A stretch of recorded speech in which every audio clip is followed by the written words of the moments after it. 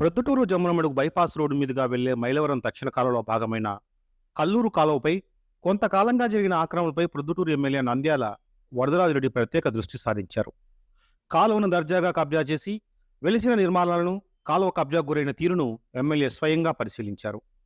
మైలవరం కాలువ అధికారులతో కలిసి దక్షిణ కాలువపై ఎక్కడెక్కడ ఆక్రమణలు జరిగాయి, కాలువ ప్లాన్ ప్రకారం ఎలా కాలువ వెళ్ళింది, దానిపై జరిగిన ఆక్రమణను ఎమ్మెల్యే వరదరాజరెడ్డి పరిశీలించారు. ఇరిగేషన్ అధికారులు ఎందుకు ఈ ఆక్రమణపై చర్యలు తీసుకోలేదు, ఎవరెవరు ఆక్రమణ జరిపారన్న దానిపై ఎమ్మెల్యే ఆరా తీశారు. పూర్తి సమాచారం సేకరించాక కాలువపై జరిగిన ఆక్రమణలపై చర్యల కోసం ఉన్నతాధికారులను కోరతానని వరదారెడ్డి చెప్పారు. ఎమ్మెల్యేతో పాటు ఇరిగేషన్ అధికారులు, టీడీపీ నాయకులు మహేశ్వరరెడ్డి, రాఘవరెడ్డి, ఇతర అధికారులు, నాయకులు పాల్గొన్నారు.